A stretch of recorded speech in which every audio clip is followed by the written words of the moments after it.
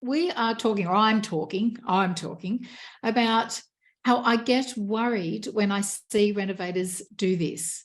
Before I go on to tonight's topic, though, I just want to invite all of you inside the Mums and Dads Renovators and Decorators group. If you'd like, you can come and join me tomorrow night inside this very group. You just have to be inside this group to join me. So if you're watching this right now, you'll be able to see me live tomorrow night at 7 p.m. Sydney time, so an hour later than we are now.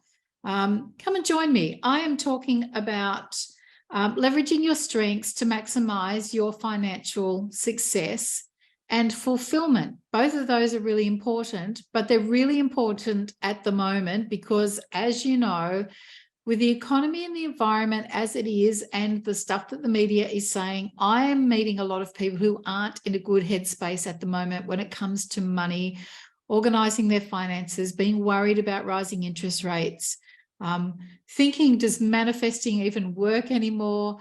We're just going to do a deep dive into our own minds and our own hearts when it comes to making money and what it's like in the renovation space, making profit, if that's something that interests you. But really, this is just all about leveraging your strengths to get through moments and years like we're having at the moment. I get worried when I see renovators do this. It was such an easy topic for me to do because I still have heart palpitations when I think about this one thing. This lady came up to me at a workshop. She had a property she just bought. So she showed me with pride the property that she just bought. She said, Belinda, I have just bought the worst house in the best street. I'm really proud of myself. I'm so pleased to be in that street.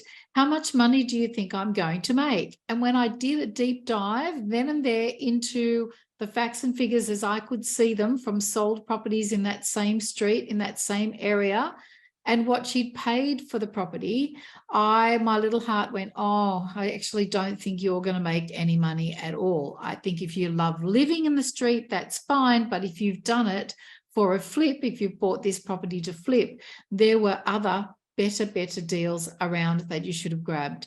So that's my number one, is buying a property, hoping to make money on whatever emotion or judgment is in, somebody's mind that is not based on running really good, proper due diligence numbers on that property, on that location. So that's number one. Buying a property, fingers crossed, hoping to make money. That really worries me. Number two, assuming that paint fixes everything. Sometimes when you paint something that's a bit rough, it can actually make it stand out as being a bit rough. And that's not what you want to do. The same thing as when you paint something and you don't prepare properly and the end result's not great. That worries me. I can pick a good or a bad renovation in a heartbeat, and so can astute property buyers. So don't think that slapping paint on something is going to solve every issue. It is not. Number three, hoping that making a property pretty will solve any of the following problems: the main road, noisy neighbours, barking dog next door, the house that gets no sun, if the rooms are too small, if there's only one bathroom, if the plan doesn't flow, if it feels just blur. Just making that property prettier with throwing money, renovation dollars at that property may not make it worth more. May not make it worth more. May make you feel better, may make you feel proud of some rooms and some locations, but that's not what we're doing here. Like, remember, don't lose your focus.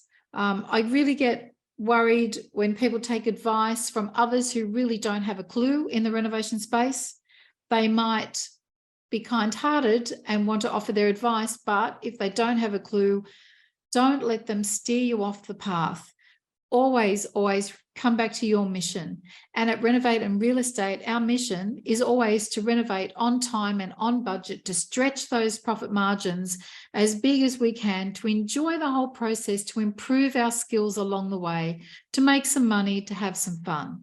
So there you go. I get worried when I see renovators do this. A lot of coaches don't worry, but I lay awake at night sometimes thinking about how my students are doing and how other people are doing that I've crossed paths with that particular day. So I guess that just comes from the mama bear inside of me. But yeah, I do worry. So come and join me tomorrow night, 7 p.m. for my masterclass. All you have to do is scroll around just as you are now to find this video live in the Mums and Dads group.